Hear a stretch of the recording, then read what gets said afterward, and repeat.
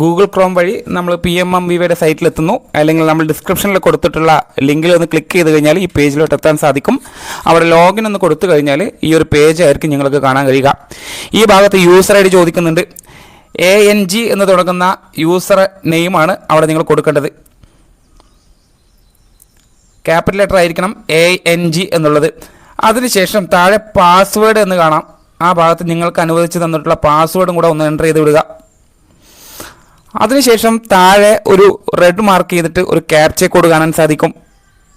ആ captcha code നിങ്ങൾക്ക് ക്ലിയറായി മനസ്സിലാവുന്നില്ല എന്നുണ്ടെങ്കിൽ ഈ കാണുന്ന റീഫ്രഷ് ബട്ടൺ ഒന്ന് അമർത്തിയാൽ മതി. അപ്പോൾ ക്യാപ്ച കോഡ് മാറി വരുന്നതായിട്ട് കാണാം.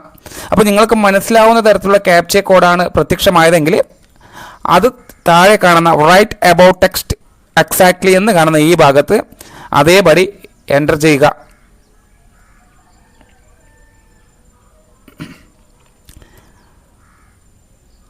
ഇപ്പോൾ 6SSUB2 ആണെങ്കിൽ അതിൽ S ക്യാപിറ്റൽ ലെറ്റർ ആണ്, U സ്മാൾ ലെറ്റർ ആണ്. അതൊക്കെ കൃത്യമായിട്ട് മനസ്സിലാക്കുക. സ്പേസ് ഉണ്ടാവരുത്.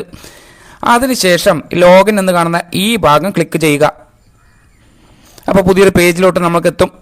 ആ പേജിൽ നമ്മൾ വെരിഫൈ ക്ലിക്ക് ചെയ്ത് കഴിഞ്ഞാൽ വീണ്ടും ഒരു പേജ് കൂടെ ഓപ്പൺ ആയി വരും. അവിടെ നിങ്ങൾ PMMVY സൈറ്റിൽ രജിസ്റ്റർ ചെയ്യാൻ ഉപയോഗിച്ച നിങ്ങളുടെ മൊബൈൽ നമ്പറിലേക്കാണ് ഒരു OTP പോവുക. അപ്പോൾ ആ ഒരു OTP സ്വീകരിക്കുന്നതിന് നിങ്ങളുടെ SMS ബോക്സ് ഒന്ന് ഓപ്പൺ ചെയ്യുക. അതായത് മെസ്സേജ് ബോക്സ് ഓപ്പൺ ചെയ്ത് കഴിഞ്ഞാൽ അവിടെ OTP വന്നിട്ടുണ്ടാവും. ആ കിട്ടിയ OTP എന്ത് ചെയ്യണം? ഇവിടെ രേഖപ്പെടുത്തുക. അത് പറഞ്ഞിട്ടുണ്ട് a code has been send to last 4 അക്ക മൊബൈൽ നമ്പർ അവിടെ കൊടുത്തിട്ടുണ്ട്. ആ മൊബൈൽ നമ്പറിലേക്കാണ് ആ OTP വന്നിട്ടുണ്ടാവുക. അത് സ്വീകരിച്ച് ഇവിടെ എൻ്റർ ചെയ്യണം.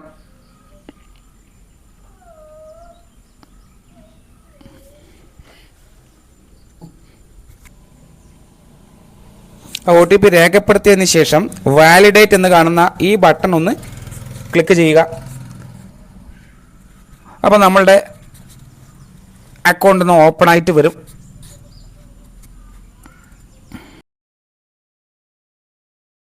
ഈ ഭാഗത്ത് നിന്ന് ആ 3 ഡോട്ട് ക്ലിക്ക് ചെയ്ത് കഴിഞ്ഞാൽ നമുക്ക് ഡാറ്റ എൻട്രി എന്നുള്ള ഭാഗം ക്ലിക്ക് ചെയ്യുക. ഒരുപാട് ഓപ്ഷൻസ് അവിടെ ഉണ്ട്. Beneficiary registration, enrol self registered beneficiary, അങ്ങനെ തുടങ്ങി ഒരുപാട് ഓപ്ഷനുകൾ നമുക്ക് അവിടെ നിന്ന് കാണാൻ സാധിക്കും. നമ്മളിപ്പോൾ പുതിയൊരു സെക്കൻഡ് ഗേൾ ചൈൽഡിനെയാണ് നമ്മൾ ആഡ് ചെയ്യാൻ പോകുന്നത്. അവിടെ ഡാറ്റ എൻട്രി എന്നുള്ള ഭാഗം ക്ലിക്ക് ചെയ്തിട്ട് അതിൽ ബെനിഫിഷ്യറി രജിസ്ട്രേഷൻ എന്നുള്ള ഭാഗമാണ് ഒന്നുകൂടെ ക്ലിക്ക് ചെയ്യേണ്ടത്. അത് ക്ലിക്ക് ചെയ്യുക. അപ്പോൾ നമുക്ക് ഇത്തരത്തിലൊരു പേജാണ് ഓപ്പൺ ആയിട്ട് വരുന്നത്. ശ്രദ്ധിക്കുക, അവിടെ കൃത്യമായി ഇംഗ്ലീഷിൽ തന്നെയാണ് കൊടുത്തിട്ടുള്ളത്. അത് പ്രത്യേകം മനസ്സിലാക്കണം. പേഴ്സണൽ പ്രൊഫൈലാണ് ആദ്യം കൊടുക്കാൻ പറയുന്നത്. അപ്പോൾ ഈ നമ്മൾ രജിസ്റ്റർ ചെയ്യാൻ പോകുന്ന ബെനിഫിഷ്യറി ഏതെങ്കിലും തരത്തിൽ സെൻട്രൽ ഗവൺമെൻറ്റോ സ്റ്റേറ്റ് ഗവൺമെൻറ്റോ എംപ്ലോയി ആണോ, അതായത് സർക്കാർ ജോലിക്കാരിയാണോ എന്നുള്ളതാണ്. അവിടെ S എന്നാണ് കൊടുത്തതെങ്കിൽ ഈ ആനുകൂല്യത്തിന് തന്നെ അർഹതയില്ല എന്നുള്ളതാണ് അവിടെ എഴുതി കാണിക്കുന്നത്. അതുകൊണ്ട് അവിടെ നോ എന്നുള്ള ഓപ്ഷൻ കൊടുത്തു കഴിഞ്ഞാലാണ് നമുക്ക് മുന്നോട്ട് പോകാൻ കഴിയുക. ആ നോ കൊടുത്തു കഴിഞ്ഞാൽ അവിടെ അപ്ലൈയിങ് ഫോർ ചോദിക്കുന്നുണ്ട് ഫസ്റ്റ് ചൈൽഡ് ആണോ സെക്കൻഡ് ഗേൾ ചൈൽഡ് ആണോ എന്ന്. നമ്മളിപ്പോൾ സെക്കൻഡ് ഗേൾ ചൈൽഡാണ് കൊടുക്കാൻ ഉദ്ദേശിക്കുന്നത്. അപ്പോൾ അത് ക്ലിക്ക് ചെയ്യുമ്പോൾ അടുത്തത് ഓപ്ഷൻ വരും നമ്പർ ഓഫ് ലിവിങ് ചിൽഡ്രൻ, എത്ര കുട്ടികൾ ജീവിച്ചിരിപ്പുണ്ട് എന്നുള്ളതാണ്. അവിടെ 1 എന്ന് കൊടുത്തു കഴിഞ്ഞാൽ ഒരിക്കലും നമുക്കത് മുന്നോട്ട് പോകാൻ കഴിയില്ല. കാരണം 2 കുട്ടികളുണ്ടല്ലോ, സെക്കൻഡ് ഗേൾ ചൈൽഡാണ്. 2 കുട്ടികളും രണ്ടാമത്തെ കുട്ടിയുടെ ജനനത്തിന് ശേഷമാണല്ലോ നമ്മൾ ഇത് അപ്ലൈ ചെയ്യുന്നത്. അപ്പോൾ 2 കുട്ടികൾ ജീവനോടെ ഉണ്ട് എന്നുള്ളതിന് 2 കുട്ടി എന്നുള്ളതാണ് അവിടെ നമ്മൾ മാർക്ക് ചെയ്യുന്നത്. അതിനുശേഷം does the beneficiary have Aadhaar card ഉണ്ടോ എന്നുള്ളതാണ്. അവിടെ S തന്നെയാണ്. അതിന് തൊട്ട് താഴെ കാണുന്ന ആ ഒരു സ്ക്വയറിൻ്റെ ഒരു കോളം കാണാം, അവിടെ ടിക്ക് മാർക്ക് ഇട്ട് കൊടുക്കുക. അതിനുശേഷം PMMVY ബന്ധപ്പെട്ടിട്ടുള്ള കാര്യങ്ങളാണ്. അത് മിഷൻ ശക്തിയുടെ ഭാഗമാണ്. സെക്ഷനും അതിൻ്റെ കാര്യങ്ങളൊക്കെയാണ്. അതൊന്ന് മനസ്സിലാക്കി വെക്കുക എന്ന് മാത്രം. അതിനുശേഷം പ്രധാനപ്പെട്ട ഏരിയയിലേക്ക് നമ്മൾ കിടക്കുകയാണ്. ഗുണഭോക്താവിൻ്റെ നെയിം ചോദിക്കുന്നുണ്ട്, പേര്. ആധാർ കാർഡിൽ എങ്ങനെയാണോ അവരുടെ പേരുള്ളത് അത് പ്രകാരം തന്നെ നിങ്ങളവിടെ രേഖപ്പെടുത്തുക. ആധാറിൽ സ്പേസ് ഉണ്ടെങ്കിലും ചെറിയ അക്ഷരമാണെങ്കിലും വലിയ അക്ഷരമാണെങ്കിലും അവിടെ രേഖപ്പെടുത്തുക. ഒരിക്കലും മലയാളത്തിലല്ല ടൈപ്പ് ചെയ്യേണ്ടത്, ഇംഗ്ലീഷിൽ തന്നെ ടൈപ്പ് ചെയ്യണം, ഇംഗ്ലീഷിൽ ഉൾപ്പെടെ. പിന്നെ ആധാർ നമ്പറാണ്.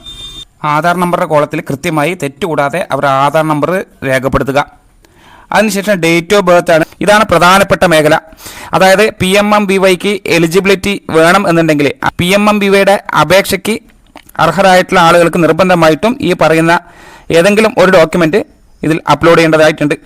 അതിൽ വാർഷിക വരുമാനം ഇൻകം സർട്ടിഫിക്കറ്റ് ഉണ്ട്. അതുപോലെ തന്നെ FRS എന്നുള്ള ഭാഗം ക്ലിക്ക് ചെയ്യുമ്പോൾ തന്നെ പല പല മെസ്സേജുകളായിരിക്കും ഇവിടെ കാണുക. ഇത്തരത്തിൽ ആധാർ ഈസ് ഓതൻറ്റിക്കേറ്റഡ് എന്ന മെസ്സേജ് വരും.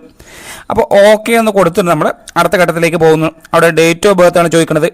അപ്പോൾ ആ ഗുണഭോക്താവിൻ്റെ ഡേറ്റ് ഓഫ് ബർത്തിലേക്ക് ഒന്ന് ക്ലിക്ക് ചെയ്തിട്ട് യഥാർത്ഥമായ ഡേറ്റ് ഓഫ് ബർത്ത് ആധാർ കാർഡിൽ നിന്നും ചൂസ് ചെയ്തെടുക്കുക. അവരുടെ വർഷം, ജനന വർഷം തിരഞ്ഞെടുത്ത്, മാസം തിരഞ്ഞെടുത്ത്, തീയതി തിരഞ്ഞെടുത്ത് സബ്മിറ്റ് കൊടുക്കുന്നുണ്ട്. ഇത് പ്രകാരം തന്നെ ചെയ്യുക.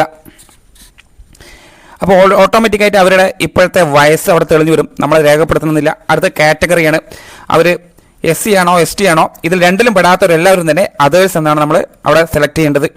SC ST ആണെങ്കിൽ പ്രത്യേകം നമുക്ക് അത് രേഖപ്പെടുത്താം. ഇനി മൊബൈൽ നമ്പറാണ് ഗുണഭോക്താവിൻ്റെ 10 അക്ക മൊബൈൽ നമ്പർ അവിടെ രേഖപ്പെടുത്തുക. അത് ചോദിക്കുന്നുണ്ട് ആരുടെയാണ് ഈ മൊബൈൽ നമ്പർ എന്ന് ചോദിക്കുന്നുണ്ട്. ടീച്ചറുടെ ഒരിക്കലും കൊടുക്കരുത്. ഈ കാണുന്ന ആളുകളുടേക്കാണ് മൊബൈൽ നമ്പർ സെലക്ട് ചെയ്യേണ്ടത്. അവർ സ്വന്തമായിട്ട് അവർക്കുണ്ടെങ്കിൽ ആ മൊബൈൽ നമ്പർ, അല്ലെങ്കിൽ husband, mother, father, father in law, അല്ലെങ്കിൽ അവരുടെ ബന്ധുക്കാരുടെ ആരുടെ വേണമെങ്കിലും മൊബൈൽ നമ്പർ കൊടുക്കുക. ടീച്ചറുടെ മൊബൈൽ നമ്പറല്ല അവിടെ കൊടുക്കേണ്ടത് എന്നുള്ളത് മനസ്സിലാക്കുക.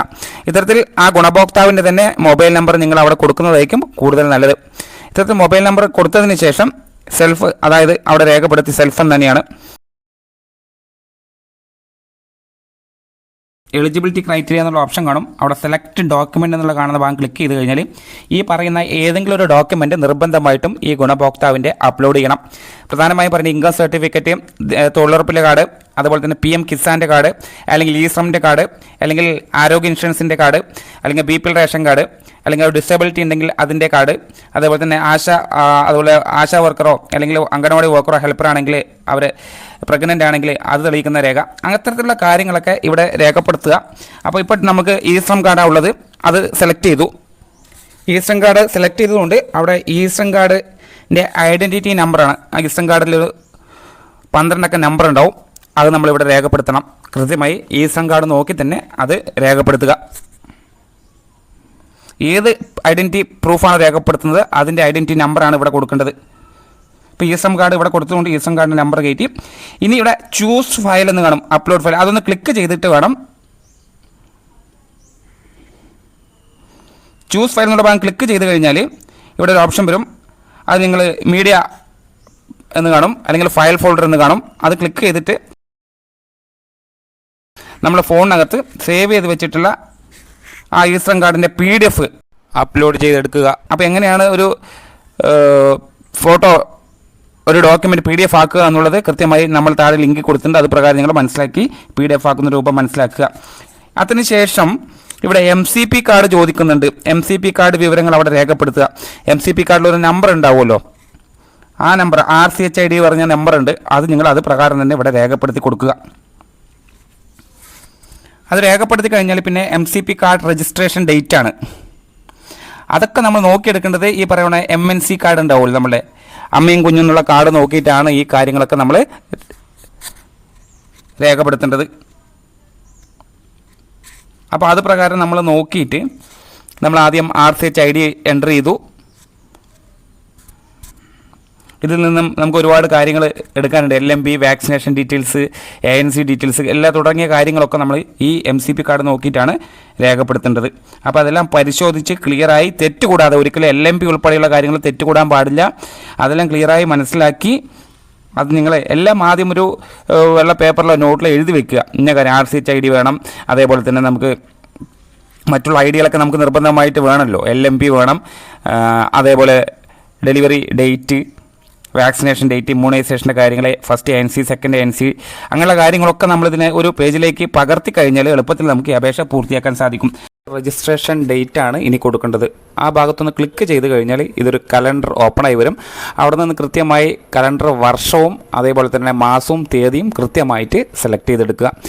അതിനുശേഷം നോക്കുക, MCP കാർഡ് അപ്ലോഡ് ചെയ്യാനാണ് പറയുന്നത്. അവിടെ ചൂസ് ഫയൽ എന്നുള്ള ഭാഗം ഒന്ന് ക്ലിക്ക് ചെയ്ത് കഴിഞ്ഞാൽ നമ്മൾക്ക് നമ്മളെ ഫോണിൽ സേവ് ചെയ്തിട്ടുള്ള PDF ഇതിലേക്ക് അപ്ലോഡ് ചെയ്യാൻ സാധിക്കും. അതിനെ ചൂസ് ഫയൽ ക്ലിക്ക് ചെയ്ത് കഴിഞ്ഞാൽ ഇതുപോലെ വരും. അവിടെ മീഡിയ പിക്കർ എന്നുള്ളത് കൊടുക്കാൻ ഫയൽ ഫോൾഡർ ആയിരിക്കും ചിലപ്പോൾ കാണുക ചില ഫോണുകളിൽ. അവിടെ നിന്ന് നമ്മൾ സേവ് ചെയ്ത് വെച്ചിട്ടുള്ള ആ PDF ഫോർമാറ്റ് ഇതിലേക്ക് അപ്ലോഡ് ചെയ്ത് കൊണ്ടുവന്നു. അപ്പോൾ നമ്മൾ അവിടെ വിനിത MCP എന്ന് പേര് കൊടുത്ത ഫയൽ അവിടെ കാണാൻ സാധിക്കും. അതിനുശേഷം LMB ആണ് ചോദിക്കുന്നത്.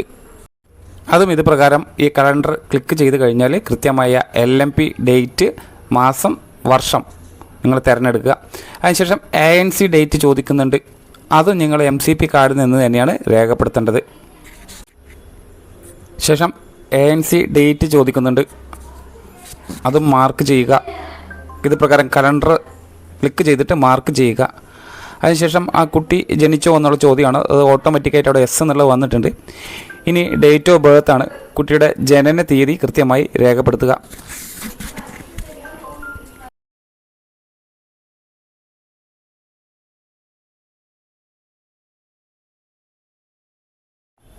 ജനന തീയതി രേഖപ്പെടുത്തിയ ഉടനെ തന്നെ ഇത്തരത്തിലൊരു ബോക്സ് അവിടെ ഓപ്പൺ ആയിട്ട് വരും. അതായത് ഈ പ്രസവത്തിൽ എത്ര കുഞ്ഞുങ്ങൾക്കാണ് ജന്മം നൽകിയത് എന്നുള്ളത് കൃത്യമായി അവിടെ രേഖപ്പെടുത്തണം. അതിന് select number of children B എന്ന് കാണുന്ന ഈ ഭാഗം ക്ലിക്ക് ചെയ്ത് കഴിഞ്ഞാൽ നിങ്ങൾക്ക് അവിടെ നിന്ന് എത്ര കുഞ്ഞുങ്ങളാണ് ജനിച്ചത് എന്നുള്ളത് അവിടെ എണ്ണം രേഖപ്പെടുത്താം. അപ്പോൾ നമ്മൾ നോർമലി ഒന്നാണെങ്കിൽ ഒന്ന് രേഖപ്പെടുത്തി. അതിനുശേഷം ഏത് ഹോസ്പിറ്റലിൽ നിന്നാണെന്നുള്ളതാണ്, പ്രൈവറ്റ് ആണോ ഗവൺമെൻറ് ആണോ എന്നുള്ളതാണ്, അത് രേഖപ്പെടുത്തി. പ്രൈവറ്റ് ആണെങ്കിലും ഗവൺമെൻറ് ആണെങ്കിലും അടുത്ത കോളത്തിൽ ആ ഹോസ്പിറ്റലിലെ പേര് അവിടെ നിന്ന് എൻ്റർ ചെയ്യുക. അതിനുശേഷം കുട്ടിയുടെ ജെൻഡറാണ് ചോദിക്കുന്നത്, മെയിലാണോ ഫീമെയിലാണോ, അത് രേഖപ്പെടുത്തി. JSY ജനനി സുരക്ഷാ യോജന പ്രകാരം വേറെ ബെനിഫിറ്റ് ഉണ്ടോ, കിട്ടിയിട്ടുണ്ടോ എന്നുള്ളതാണ്, അതില്ല എന്നുള്ളത് രേഖപ്പെടുത്തി. വാക്സിനേഷൻ ഡീറ്റെയിൽസാണ് അടുത്ത് ചോദിക്കുന്നത്. അത് MCP പ്രകാരം MCP കാർഡിൽ രേഖപ്പെടുത്തിയിട്ടുണ്ടോ എന്നുള്ളതാണ്. അത് നമ്മൾ എസ് കൊടുത്തു. ഉടനെ തന്നെ വാക്സിനേഷൻ ആറ്റ് ബർത്ത് എന്നും തുടങ്ങി 4 വാക്സിനേഷൻ ഡീറ്റെയിൽസ് അവിടെ രേഖപ്പെടുത്തേണ്ട വിവരങ്ങൾ വരും. അതെല്ലാം ടിക്ക് മാർക്ക് കൊടുത്ത് വാക്സിനേഷൻ എടുത്ത എല്ലാ ഡേറ്റുകളും കൃത്യമായി, അത് ഓരോ ആഴ്ചകളുണ്ട്, 6 ആഴ്ച, 10 ആഴ്ച, 14 ആഴ്ച, ഈ ആഴ്ചകളിലെ ഡേറ്റെല്ലാം MCP കാർഡ് നോക്കി രേഖപ്പെടുത്തുക. അതിനുശേഷം അവർ അഡ്രസ്സ് അവിടെ ഓൾറെഡി അർബൻ റൂറൽ എന്നൊക്കെ വരുന്നുണ്ട്. അത് ഓട്ടോമാറ്റിക്കായി റൂറലാണ്. അത് അഡ്രസ്സ് വരുന്നുണ്ട്. അഡ്രസ്സൊക്കെ നമ്മളൊന്ന് ടൈപ്പ് ചെയ്ത് കൊടുക്കുക. ബാക്കിയെല്ലാം ഓട്ടോമാറ്റിക് വരും. വില്ലേജും കൂടെ ഒന്ന് സെലക്ട് ചെയ്യണം. അത് സെലക്ട് ചെയ്ത് പിൻകോഡും കൃത്യമായിട്ട് എൻ്റർ ചെയ്യുക. ഇതെല്ലാം ഗുണഭോക്താവിൻ്റെ പിൻകോഡാണ് എൻ്റർ ചെയ്യേണ്ടത്. അതിനുശേഷം അസൈൻഡ് അംഗൻവാടി അവിടെ ഓൾറെഡി വരുന്നുണ്ട്, അംഗൻവാടിയുടെ പേര്. എന്നിട്ട് സബ്മിറ്റ് എന്നുള്ള ബട്ടണാണ് നമ്മളവിടെ ക്ലിക്ക് ചെയ്ത് അവസാനിപ്പിക്കേണ്ടത്. അപ്പോൾ ഈ കാര്യങ്ങളൊക്കെയാണ് നമ്മൾ രണ്ടാമത് ജനിക്കുന്ന പെൺകുട്ടിക്ക് ലഭിക്കേണ്ട 6000 രൂപ ലഭിക്കുന്നതിന് നമ്മൾ ചെയ്യേണ്ട എൻട്രികൾ.